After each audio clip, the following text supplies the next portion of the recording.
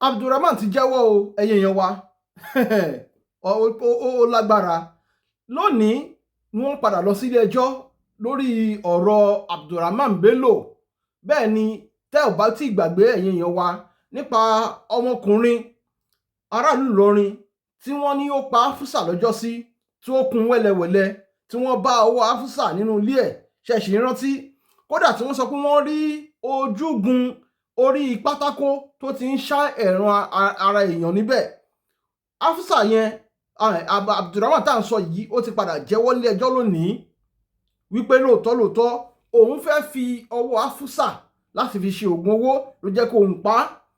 Ó tún pẹrẹpẹrẹ ọ̀rọ̀ látara àwọn mẹ́rin tí wọ́n tún arrest pẹ̀lú ẹ̀.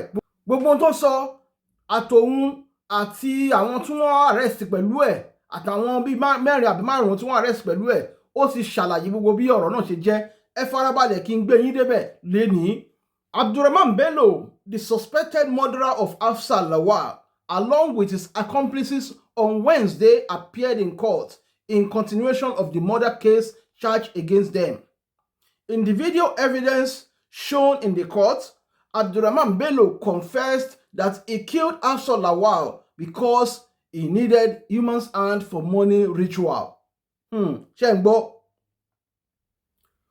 He confirmed that if he had the connection of how to get such parts from anywhere, he wouldn't have gone to the extent of killing another soul, personally stressing that he carried out the evil act all alone. Okay, ẹ wá máa gbọ́ o bóyá lóòótọ́ o nìkan ló dá ṣe àbí ó láwọn ẹ̀mẹ̀wà tó ń jọ ń ṣiṣẹ́ yìí, ẹ máa gbọ́ síwájú. The trial continued with the appearances of another witness, Inspector Ayodele Azeez, attached to Criminal Investigation Department (CID) of the Kwara State Police Command. He said that on the 14th of February 2025, a murder case and rape was transferred from C Division or Jaoba to State CID.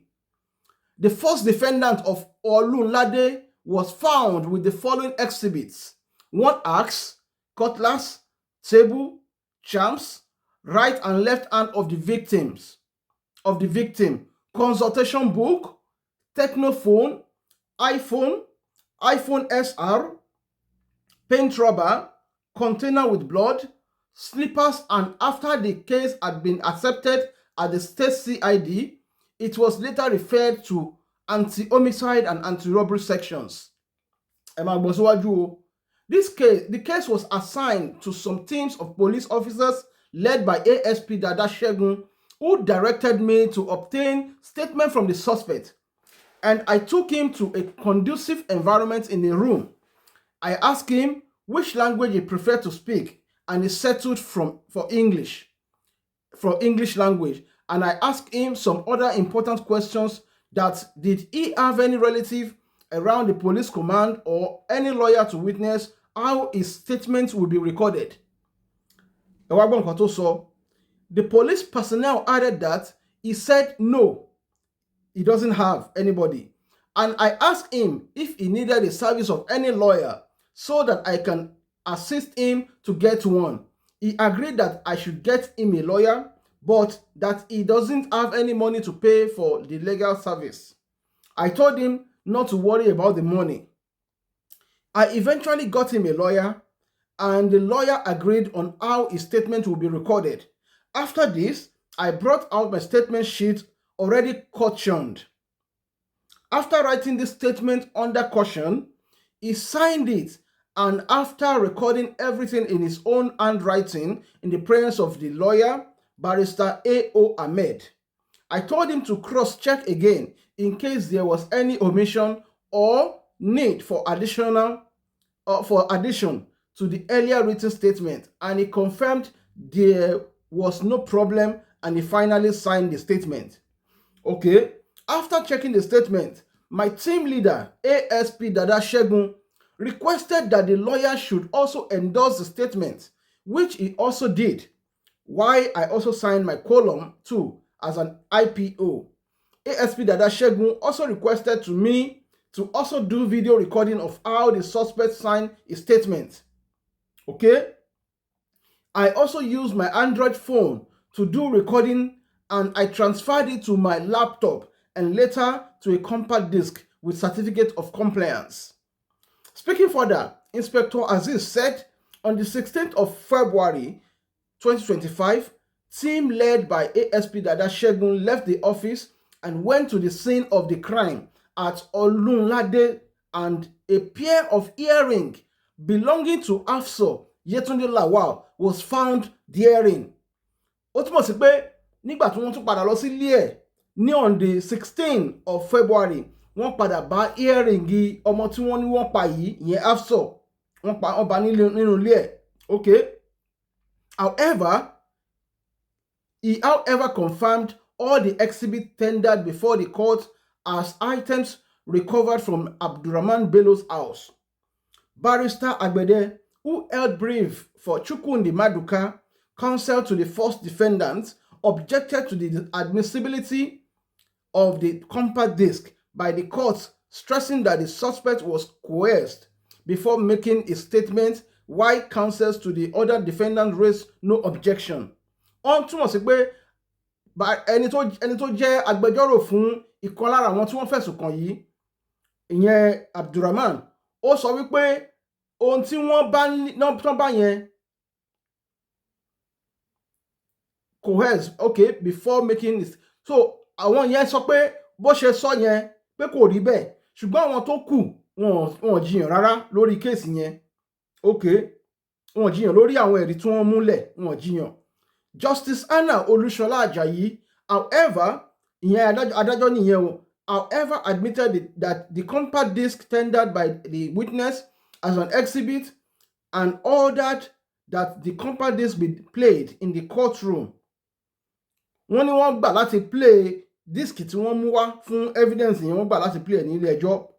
The witness further added that when the investigation started, Abdulrahman's call log revealed that the remaining defendants were on his regular call list before the day and the very day he perpetrated the evil act. Wọ́n sọ wípé níbí báyìí wípé Abdulrahman àti àwọn ọ̀rẹ́ mẹ́rin tí wọ́n arrest ẹ̀ pẹ̀lú wípé ní ó kù bí ọjọ́ mélòó kan tí wọ́n fẹ́ ṣiṣẹ́ aburú yìí, pé wọ́n rí pé wọ́n ṣàkíyèsí pé ó ń pe àwọn mẹ́rẹ̀ẹ̀rin léraléra lemọ́lemọ́. Nǹkan tí wọ́n gbìyànjú àti sọ́mọ̀ ẹ̀ nìyẹn. Okay, all of them were tracked and arrested. When we took them before Abdulrahman Bello, it was discovered that they know each other. Wọ́n mọ̀ra wọn. Now, it was discovered that they know each other, and the second defendant happens to be the teacher of the Abdulrahman. Yẹn ẹnìkejì tó ń arrest lẹ́yìn Abdulrahman, yẹn jẹ́ bí teacher Abdulrahman, ẹni tó ń kọ́ nílé kéwú, if I am right. Then, the second defendant, okay, happens to be teacher of Abdulrahman. The third defendant is also a student of the second defendant. Ó túmọ̀ sí pé third defendant, ìyẹn ní kẹta tí wọ́n mú, ìyẹn náà tún jẹ́ student fún ẹni tó ń kọ́ Abdulrahman. Okay? Then, the third and the fifth defendant are the closest friends of the first defendant. Ó túmọ̀ sí pé ẹni kẹrin àtẹnìkarùn-ún, ẹni kẹrin àtẹnìkarùn-ún tí wọ́n mú, àwọn yẹn ló jẹ́ ọ̀rẹ́ tímọ́tímọ́ sí Abdulrahman. We carried search on their houses, but nothing was recovered, and we returned them back to the station. Ìyẹn ni ibi tí ọ̀rọ̀ wọn dé lọ́wọ́lọ́wọ́. Ṣùgbọ́n ohun tí update tó jáde lẹ́nìí ni wípé Abdulrahman ti padà jẹ́wọ́ lóòótọ́ wípé òun lòun pa Hafsoh. Ìdí tó dẹ̀ fi pa, ó ní nítorí pé òun fẹ́ ṣe owó, òun fẹ́ ṣe ògùn owó. Ó ní nítorí pé òun fẹ́ ṣe ògùn owó, wípé ṣùgbọ́n torí pé òun wá rí connection, ẹni tó lè fún ní link ibi tóun ti lè ra owó èèyàn. Ọ̀rọ̀ burúkú tó ń tẹ̀rín, torí pé òun ò rí ibi tóun ti lè ra owó èèyàn tó ti kú already, ló jẹ́ kóun kúkú wò pé kóun kúkú pa Hafsoh. Torí ẹni tó ṣàsúnmọ́ òun nìyẹn, tóun mọ̀ nìyẹn, tóun bá pa òun á rọ́wọ́ ẹ̀ mú, òun á lè rí lò. ọ̀gẹ̀dẹ̀ ń bàjẹ́ àní ó ń pọ́n lójoojúmọ́. Ṣé ẹ ti rí pé ìran Yorùbá àti wà ní ewu tó lágbára? Torí gbogbo àwọn ìwà yìí kò sí ilẹ̀ Yorùbá láti ìjíǹjí ilẹ̀ Yorùbá. Problem tó wá ṣokùnfà kínní yìí, ohun tó ṣokùnfà kínní yìí, tá bá sọ ẹlòmíà jiyàn, ṣùgbọ́n ìjọba, ìkùnà ìjọba, bẹ́ẹ̀ ni yálà ẹgbà àbẹ́ ẹgbà, ìjọba tó kùnà aráàlú ló já kí aráàlú máa ronú bó ṣe ń ronú yìí. Ọmọ tí ṣe pé Yorùbá sọ pé ọmọ tá a bá kọ́ òun ló máa ń gbélé ta kọ́tà. Ohun tí ẹ̀sìn wá tún dálẹ̀ nínú ọ̀rọ̀ tó ṣẹlẹ̀ yìí òun ló pọ̀ jù. Èyí tí ẹ̀sìn dálẹ̀ òun ló pọ̀ jù. Náà máa sọ ìdí tí mo fi sọ fún yín pé ìkùnà tí ìjọba kùnà ló fà á tí a fi ń rí nǹkan tó ń ṣẹlẹ̀ yìí. Tó bá jẹ́ wípé irú Abdulrahman yẹn wọ́n ti fi ìfẹ́ kọ́ wọn láti kékeré. Ẹ ṣáà rí báwọn ẹ̀yin tẹ̀ wá lóyìnbó, rí báwọn òyìnbó ṣe máa ń kọ́ ọmọ wọn, bó ṣe máa ń train ọmọ wọn. Ṣé ọmọ tí ò láàkì nǹkan kan láti ìgbà tó ti wà kékeré tó yẹ púpà tó tún dàgbà tán, èlé tó máa tó bó ṣe parí school ó tún ti ríṣẹ́ tó fẹ́ lọ ṣe, ṣé irú ẹni yẹn ló máa ronú pé òun fẹ́ wówó òjijì? Débi tó máa ronú pé òun fẹ́ pa ọmọ ọlọ́mọ kóun lè rówó òjijì. Ìyẹn kan. Ẹlẹ́ẹ̀kejì ń bẹ, òun ni ọ̀rọ̀ ẹ̀sìn tí wọ́n ń fi sí ilẹ̀ tó ń balẹ̀ Yorùbá jẹ́ lọ́wọ́lọ́wọ́. Ọ̀rọ̀ ẹ̀sìn, bàbá ńlá virus tó lágbára láyé yìí tó ẹ̀sìn mi tí rí. Mo mọ̀ pé àwọn tó jẹ́ Christian wọ́n á gbè lẹ́yìn ẹ̀sìn wọn, ẹni tó jẹ́ Muslim òun náà gbè lẹ́yìn ẹ̀sìn ẹ̀. But the problem tí ẹ̀sìn mú wá fún wa nílẹ̀ Yorùbá, kódà tó mú wá fún àgbáyé, tó mú wá fún gbogbo ayé, a lot of dangers tó ń ṣẹlẹ̀ lẹ́nìí wọn ò bá má ṣẹlẹ̀ tí ò bá ṣe pé ẹ̀sìn wáyé. Tí ò bá sí ẹ̀sìn ni, a lot of problem táwọn rí lẹ́nìí àní fojú winá wọn. A lot of people ló ti kú nítorí ẹ̀sìn. A lot of people náà dẹ̀ ṣe ló máa tún kú nítorí ẹ̀sìn. Ṣebí mo rí story ọmọlédì kan, ṣé Gombe ló ti ṣẹlẹ̀ àbí ń bo? Wọ́n nítorí ọ̀rọ̀ yẹn ó ń trend lórí social media báyìí, tí n bá rí máa post fọ́tò lady yẹn, máa fi sórí kìíní yìí, sórí fídíò yìí. Wọ́n ní lady náà pé ó pàdé láìpẹ́ yìí, ó pàdé youth corper kan tó wá serve ní ọ̀dọ̀ wọn. Ìyẹn wá wàásù fún nípa Jésù, ó padà gba Jésù. Nítorí pé wá padà ọ̀rọ̀ Jésù wọlé tí ó dẹ̀ padà gba Jésù, ló bá yí padà kúrò nínú Islam bọ́ sínú Christianity. Bá ṣe ń sọ̀rọ̀ yìí, wọ́n náà ti summon ẹ̀, wọ́n ti pè lẹ́jọ́ àbí wà ní ká ṣe sọ, wọ́n ti summon ẹ̀. If care is not taken, wọ́n summon ẹ̀ sí Sharia court ní ìlú wọn bẹ̀. Tí òfin tó dẹ̀ wà nídìí pé kẹ́nikẹ́ni bá kúrò nínú Islam bọ́ sínú ẹ̀sìn míì, òun ni pé kán gé orí ẹ̀. So ìwọ olùgbọ́ mi tó jẹ́ ọmọ mùsùlùmí àbí tó jẹ́ Christian tó wá jẹ́ ọmọ Yorùbá, ṣé ó tọ̀nà kí nǹkan torí pé nǹkan kan wà ó ń ṣe nǹkan kan tẹ́lẹ̀, ó dẹ̀ wá wo pé nǹkan yìí ó fẹ́ ṣe mọ́, ó dẹ̀ decide láti fi nǹkan yẹn lẹ̀? Ṣó wá yẹ kó jẹ́ pé ikú ló máa padà jẹ́ èrè fún ẹ? So if there's anything tó ń ṣe tó yẹ pé tó o bá fi nǹkan yẹn lẹ̀, ikú lè rí nǹkan yẹn, ṣé nǹkan yẹn wá worth láti máa ṣe tẹ́lẹ̀ in the first place?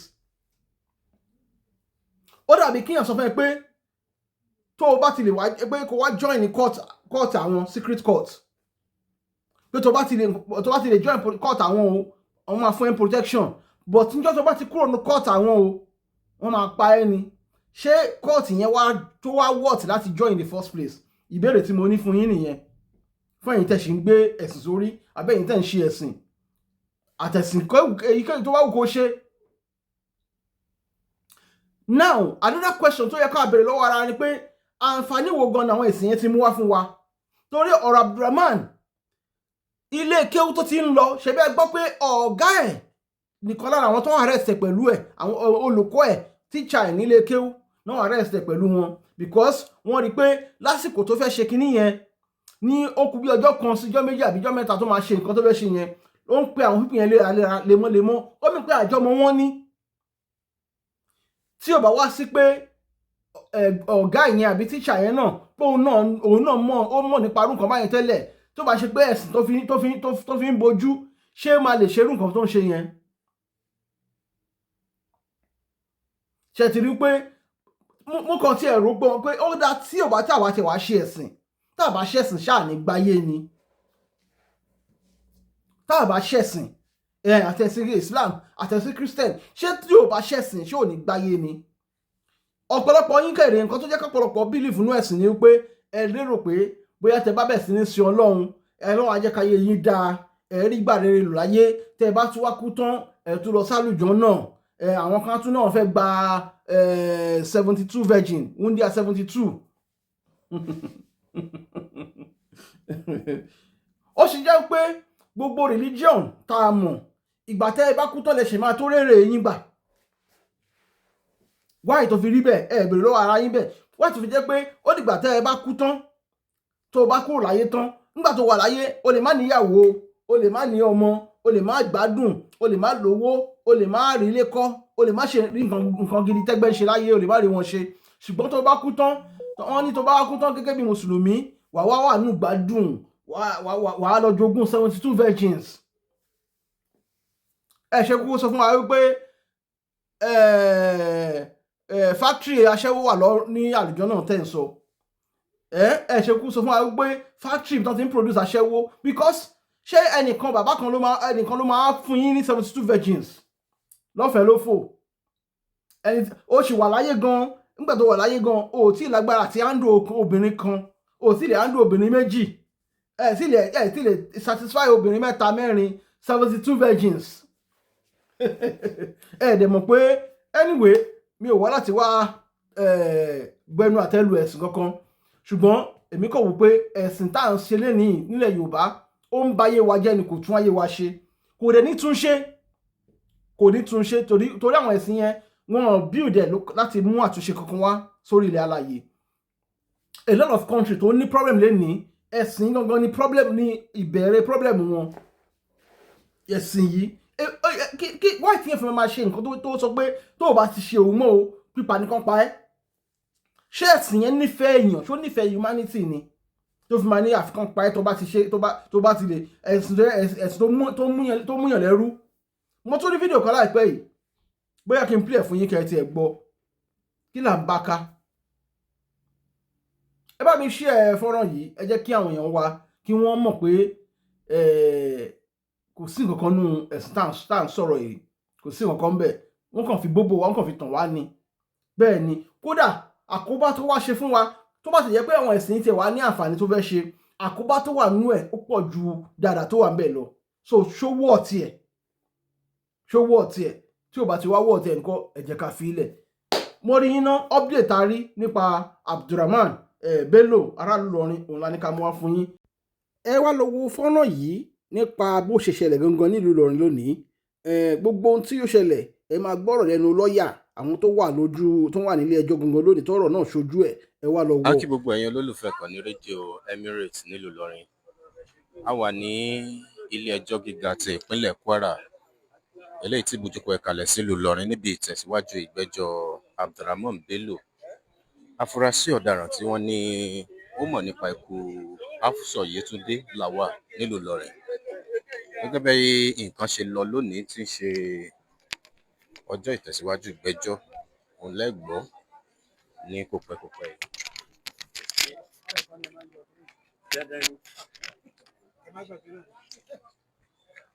Ṣé rédíò ní ẹ wá gbé mi bí ìgbà tó rìn?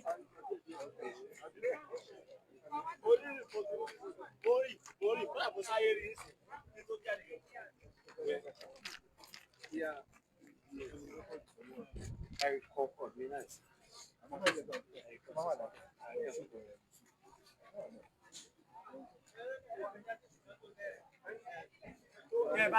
Bá ti bẹ̀rẹ̀ òde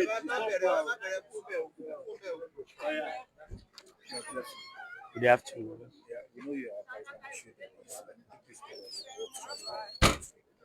The prosecution called more 3 witnesses, and they brought some exhibits. They tendered some exhibits to the court to prove their case beyond reasonable doubt.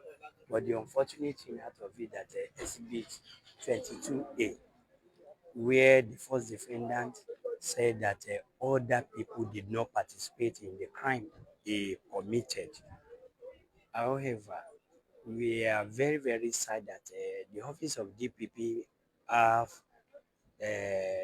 information about this, and they knew, they have seen this document, and they still continue prosecuting other witness, other defendants. It's so pathetic. But at the end of the day, I know justice will prevail. In fact, we unanimously brainstormed that we need to move our bail application because court has no reason for holding these people up to the moment they should grant their bail. But my lord said it's only accelerated hearing she will grant, which she has already granted it earlier before. So the case was adjourned to 4th June of this year. So on 4th of June, is it going to be resumed? Yes, my lord ordered that the prosecution must call all his witnesses that very day. Most likely, they are going to close their case that very day. So we will open our own cases. So like how many witnesses are being expected?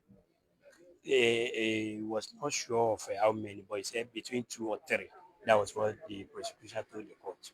They are expecting more 3 witnesses. But by the virtue of what they serve on us, I think men of DSS, we are the one that remain to come and testify for the. Yes, thank you.